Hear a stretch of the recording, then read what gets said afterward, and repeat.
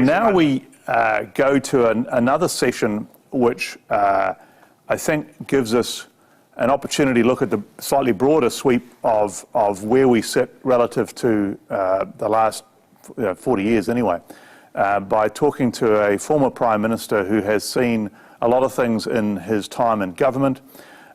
Jim Bolger, of course, was in government in the 70s, 80s and 90s, which makes him a much more resilient politician than I ever was, and understands that sweep of history and that challenge of change. So we are in tumultuous times. We are certainly seeing a lot of change right now, so I'm pleased to be able to introduce Jim.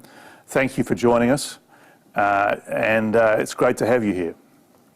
Thank you, Stephen. Thank you, everybody, and good afternoon all. Sorry we can't meet in person. We could have a chat and find the real thinking of people, look at beside the governor of the Reserve Bank and see what he's really going to do with interest rates. But no, we can't do that. So it's disappointing we can't get beside everybody. But the changes that the pandemic has caused, of course, to society have been touched on by many, if not all, the speakers today. And the implications of those are still to be played out and how we might see them. But I want to very warmly congratulate the university for bringing together what I describe as a stellar lineup of speakers. I think it's tremendous. I especially acknowledge my former colleague, the Right Honourable Helen Clark, for her, I think, insightful thoughts on a variety of issues, particularly international ones. Collectively, of course, very important issues have been raised and discussed. And I hope that they will encourage people to seek new or search for new thinking and new ideas. As I put it here, I don't believe we can continue to rely on Adam Smith's Wealth of Nations, which was written in 1776, for today's problems.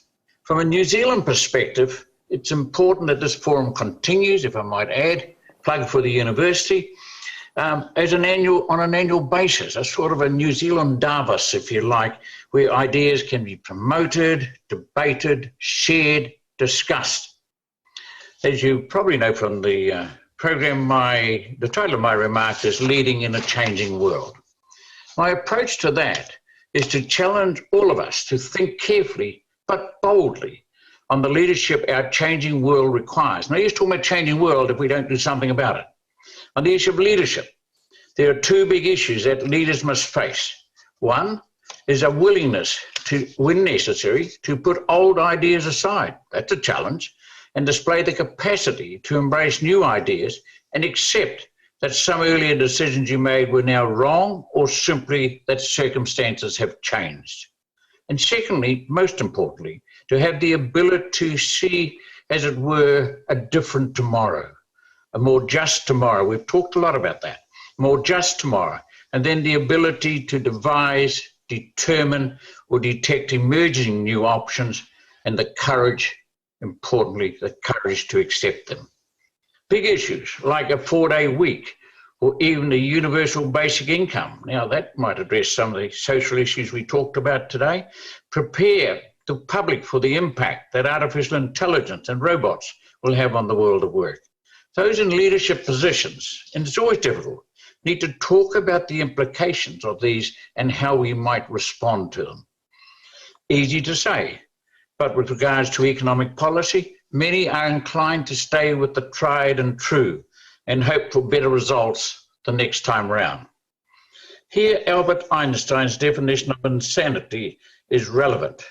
Broadly, it was, repeat the same policy but expect a different result. It doesn't work. That means if we want different outcomes, and every speaker has been in that space, want different outcomes tomorrow, if we want a more equitable and fair society tomorrow, if we want more focus on protecting Mother Earth, then policies have to change. That's the bottom line. The challenge of change was reflected on by Keynes when he observed that, quote, "When the facts change, I changed my mind. What do you do, sir?" The answer to that question, from my experience, is that most seek to find a way to avoid whatever the issue is. Take, for example, just been touched on, the reality that with an aging population, New Zealand will have to slowly raise the age at which people qualify for universal superannuation. The OECD raised the issue again in its recent report, but again it was just brushed aside. Every economist and leader at this gathering knows that the age at which people qualify for national superannuation must go up. And the sooner we and the government have the courage to say so, the more time people have to prepare. Further, it's a given that we need to protect the vulnerable with this change. In my term as Prime Minister, we faced the issue and lifted the qualifying age from 60 to 65 over a 5-year period. And while that was strongly opposed at the time, you will have noted that no politician now says it should go back to 60 years. My point is that to make big, difficult changes, you need to have done your homework. That's essential. Then you have to have the political courage to front up to your critics and explain to them the need for the change. And remember, difficult issues don't go away by ignoring them. Thinking of courage, I'm sure that all have watched some of the remarkable athletes demonstrating their incredible skills at the Beijing Winter Olympics. Just amazing stuff. But you may have also been fortunate enough to see on the screen another woman of courage, Dame Whina Cooper, holding the hand of a young child as she started her hikoi from the far north to Parliament. So little history to start. Yes, it has relevance to the issue of change. The late Dame Whina commenced her long march in late 1975 to deliver a petition to Parliament on historic grievances regarding the alienation of Maori land. She addressed her remarks to the then Prime Minister, Bill Rowling, and all members of Parliament. The petition, which is framed and hangs in a prominent position in our home, is dated the 13th of October 1975 and states in its opening, quote, "Greetings to you in whose assembly is vested all the powers to amend and adjust all laws which inflict injustice and hardship on the Maori people, and in whom is vested the power to confirm all promises which are made to give relief to the Indigenous people of New Zealand under Her Majesty's Magna Carta. Long live the Queen." Quote, end of quote. The petition then advanced some key issues that should be addressed. A few weeks later, of course, the November 75 election was held and saw a return of the National Party and a different Prime Minister, Rob Muldoon. And I was appointed the Parliamentary Under-Secretary to the Minister of Agriculture and the Minister of Maori Affairs, the Right Honourable Duncan McIntyre. In that position, I became Chair of the Maori Affairs Select Committee, and as Chair of the committee, I agreed to hold a meeting to hear Dame Whina's petition in Auckland. I must add that the petition had over 200 additional signatures as well as Dame Whina's. We on the committee heard passionate submissions outlining the many grievances that in common justice had to be addressed. Now let me move forward 15 years to 1990 when I became Prime Minister. And drawing on the developments of those years and reflecting on Dame Whina's petition, I decided that the honour of the country demanded that we must do better. With the support of other ministers, but especially Sir Douglas Graham, then Minister of Treaty Negotiations, we started a new approach. That new approach was clearly going to cost much more, and the Treasury suggested an additional $250 million. But that clearly would have been inadequate, so I put forward $1 billion. Yes, a huge sum in those days, but already the cost is over $2 billion and much more to come. From my perspective, a relatively small amount to help bring honour to New Zealand and help create the huge and growing Maori economy, of which we heard a little about earlier today. I was pleased to hear it. A few days back, the Te Uruwera board, of which I'm a member, held its regular meeting. And thinking back to my title, Leading in a Changing World, you may recall how 7 years back, the then Minister of Treaty Negotiations, the Honourable Chris Finlayson, and Tuhoi agreed to a totally new and bold approach to settling Ngā Tahu's treaty claims. I was involved in the last meetings. Instead of long and divisive negotiations on who owned the Euroeras, the Crown and Tuhoe agreed to a totally new approach, that the Euroeras own itself. The land which endures forever owns itself, and we who live but a short while have a duty to care for the land. That the Euroera board has the responsibility to speak, in law, to speak for the land and care for the land. That new approach has now been picked up by other countries like Canada and India. Now the hard part. You're not getting away easy. Hard part and the challenge to senior economic thinkers, looking out at the gross inequality spoken about often today, the inequality across New Zealand and the world. Can you suggest an equally bold new approach as we did in treaty settlements? Surely no one is going to suggest just tinker with the present model, with hunger and climate crisis advancing almost everywhere. For example, to hold back hunger in New Zealand, in 2022, we distribute more and more food parcels. We don't talk much about that when talking of a team of 5 million or when talking about the strength of the economy. And we don't talk about how daily more families can't afford a home. That's been touched on. And about 10,000 are in emergency housing costing 350 million. When I went on the Q&A program on TV1 a few weeks back, discussing the characteristics I would look for in a leader, I drew on Professor Rebecca Henderson of Harvard's new book titled Reimagining Capitalism in a World on Fire. I encourage you all to read it, as she dissects much that she sees as wrong with the current economic model.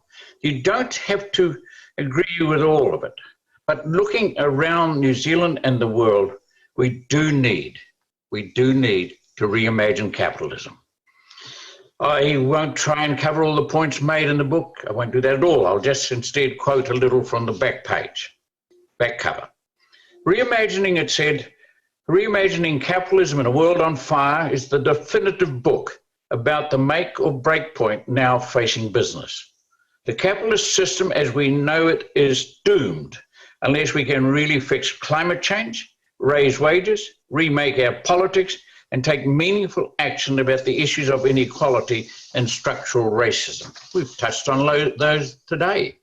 It goes on. Reimagining capitalism requires balancing the enormous power of the free market with the power of democratic, accountable government and strong civil society. I end the quote.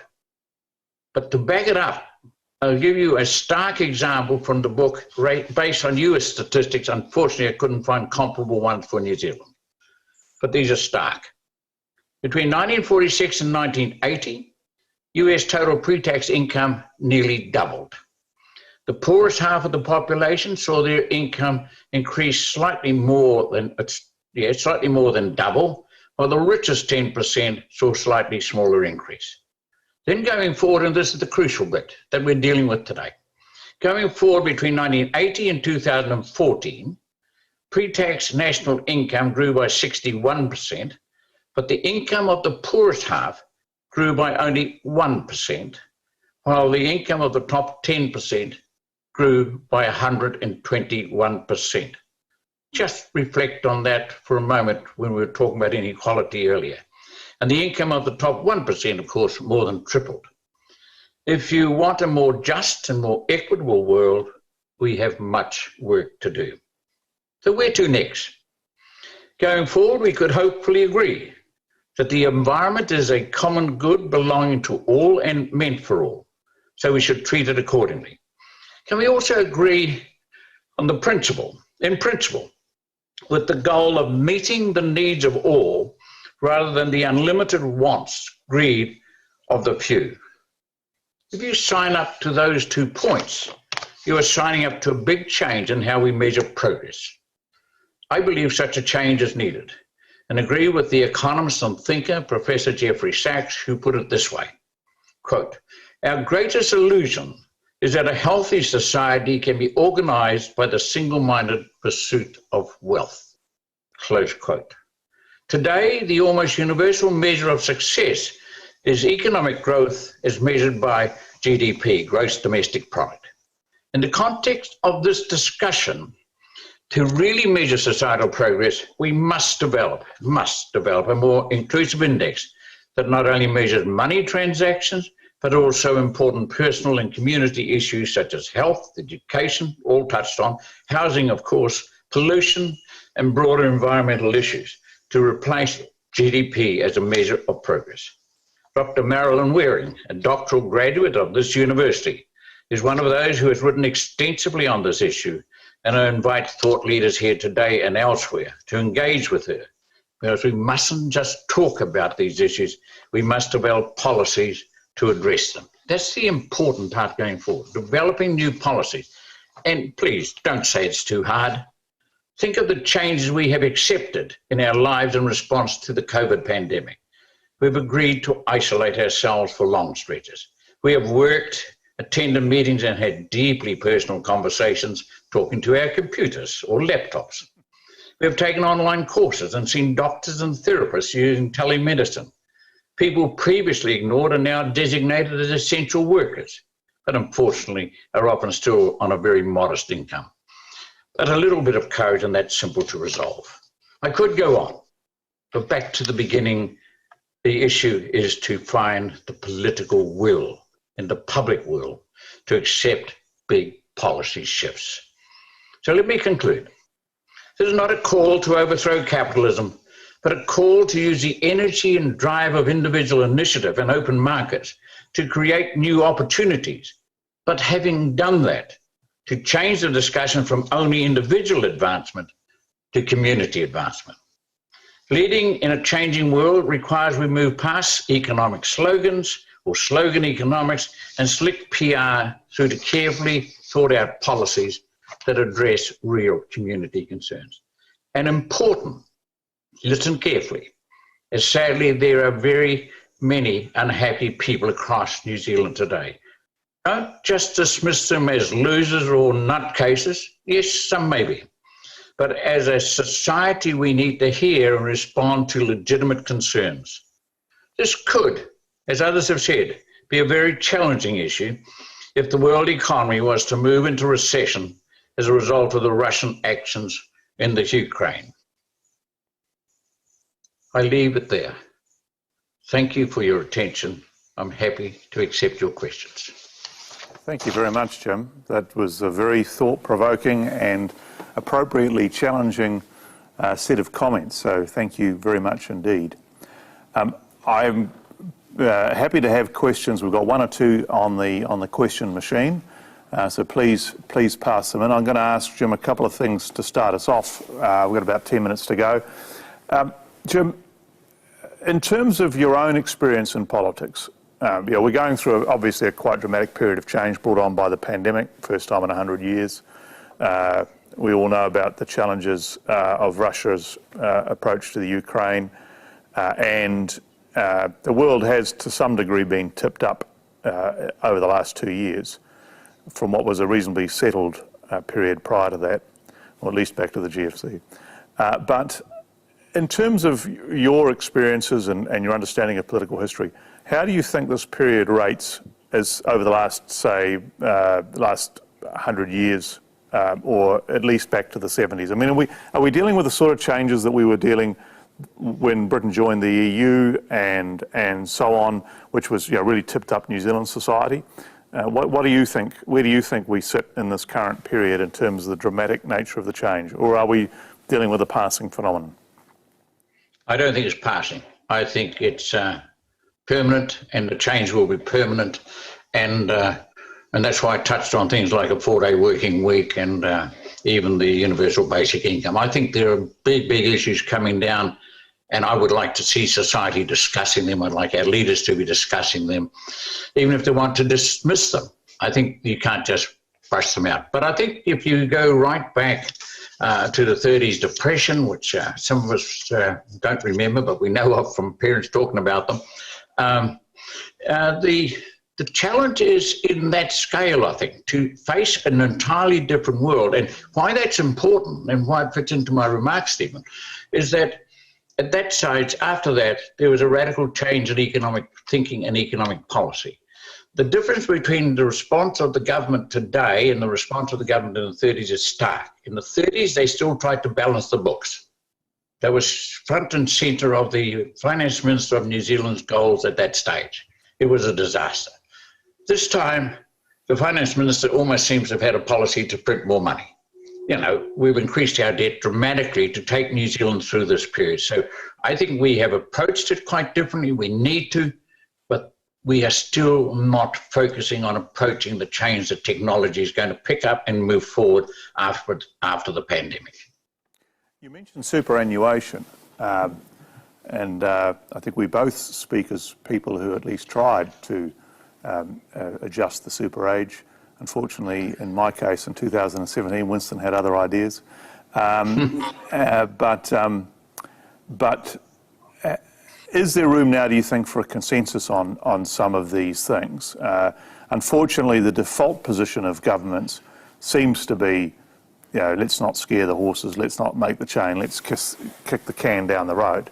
But I suppose with a pandemic, you can argue, don't waste a good crisis. If you need to actually make some of these changes, you should get on with it. And that's the old Winston Churchill quote, isn't it?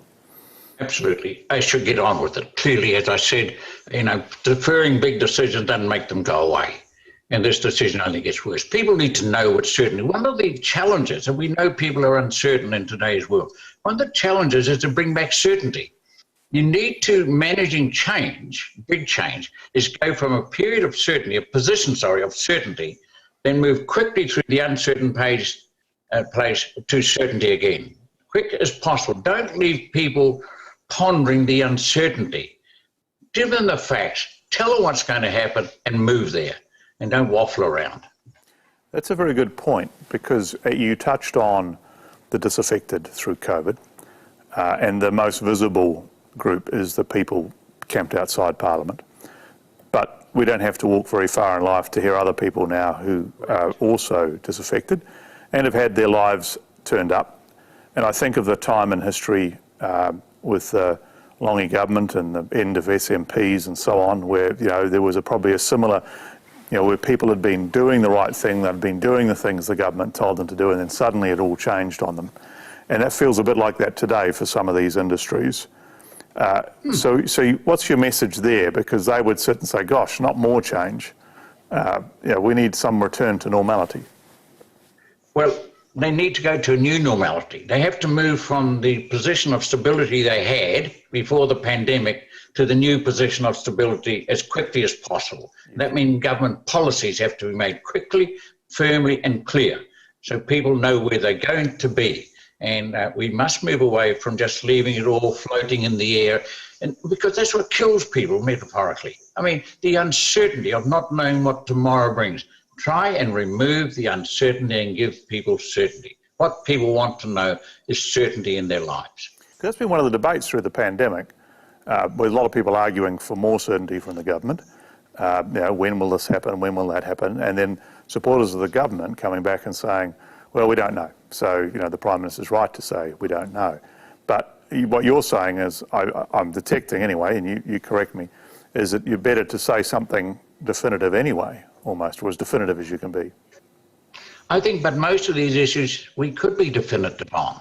I mean, I think while the pandemic is untamed, if that's the word, the uncertainty was unnecessary in some spaces. I mean, the uncertainty about instant testing has been unnecessary. I mean, we could have made that decision a long time ago. We could have made the decision that we had the testing kits in New Zealand now, not still just waiting for them. They'll be here tomorrow, maybe the next day or the day after or the week after.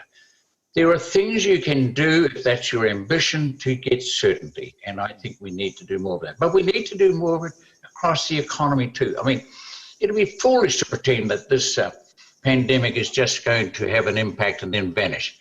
We started today or yesterday with starting the rise of interest rates. Well, I, through my political career, lived through very, very, very high interest rates and know all about very, very high inflation rates. And if anybody believes, and I'd like some of the economists to respond, I know we can't in this forum, but anybody believes that inflation is just going to go up and then vanish, I'd invite them to read history. because that's not what's going to happen. That's unfortunate. It's worse than unfortunate, but that's what we are going to now struggle with for a few years to get inflation back down to the levels we want, which is 3%, up to a maximum of 3% in the Reserve Bank Act. So I think we're in for a challenging transition, and the clearer we can give advice to the public as to what's going to happen, the more stable society will be. Thank you. Two quick questions to finish from the viewers. Firstly, one of them says, beyond GDP and well-being economics, the economics of well-being and the term beyond GDP has been around now for about 20 years, and it's been promoted by organisations such as the OECD. Why do you think it hasn't had more traction in the last 20 years when it's obviously something that you feel quite strongly about as well? Because it's more complex, and people like the simplicity of GDP. It's there in black and white, metaphorically, Stephen, you can just count it and measure it and add. But I've often used the example, the extraordinary tragedy of the terrorist attack in the Christchurch mosques. That added to GDP. The help that society gave to those distraught communities added nothing in the terms of measuring GDP. And the starkness of those two positions, I think, should persuade more New Zealanders that we need a different measure. And I just go back, I visited the remote Himalayan kingdom of Bhutan once a few years back. And in that remote kingdom in the mountains, beautiful place on a sunny day, wouldn't be that good in winter. And they introduced a global happiness index. Yes, challenging and complex to contemplate how you measure that, but they are moving forward on it, and I wish them well. And finally, a topic that sort of it casts a shadow on this gathering and around the world, of course, is Ukraine and Russia. Questioner has asked, from your experience in Washington, of course you were ambassador there for our country for a period of time, what advice would you give President Biden now, if you had the opportunity, regarding Russia and the Ukraine? First of all, he has to be firm. From my perspective, and it's only my perspective, and there's many writing on this, President Putin has decided there is a weakness in the Western position. He has very cleverly orchestrated the move. I don't think it was go back when he assisted those two provinces to break away from Ukraine proper, but he now has a sort of an explainable cause. He's going in to help through independent republics. He will already, or has already started to say they're threatened by Ukraine, and therefore he has to send in troops to protect them. The tragic reminder this is telling you and me is when Hitler invaded the Sudetenland in Czechoslovakia as an excuse to start World War II. And he had the same reason. The Sudetenland people were mainly German speakers, just as the ones in the two breakaway provinces are mainly Russian speakers. In fact, they're all Russian speakers through there. But so we're seeing history, sadly, has appearances of repeating. Hopefully, the power of the, I guess, persuasive power and the solidarity of the Western countries, who demonstrably are collectively much stronger than Russia, will persuade Putin that the ultimate folly he could do is to try and start a proper war. But God willing, that's what happens. But at the moment, we're in a very unstable position, and that instability is going to impact on New Zealand, whether it's through economics or through societal values. So it's a tough time, Stephen. Yep. Thank you, Jim. And I concur with your worries about the echoes of history in that regard. Yeah. Look, thank you very, very much for your time this afternoon. Very much appreciated it. And I think the challenge you've given is one that this forum is up for, in terms of becoming a place to share ideas and challenge ourselves to examine new ideas, which is the whole point. If you can't do it in a forum like this, then where can you do it? So thank you very much. Yep. That's why I brought in that huge change we made in the treaty settlements. We moved from trying to spend endless time determining whose land it was, and took a totally new and bold approach. And I think in economic thinking, and I've listened to the whole of today's presentation, and it's been very, very good. I'm still waiting to see the new thinking. Most of it was repeating thinking I've heard for many, many years. I really encourage people to try and think a different framework. Thank you very much. That's Tim me. Bulger, everybody. Thanks. Thank you for joining us.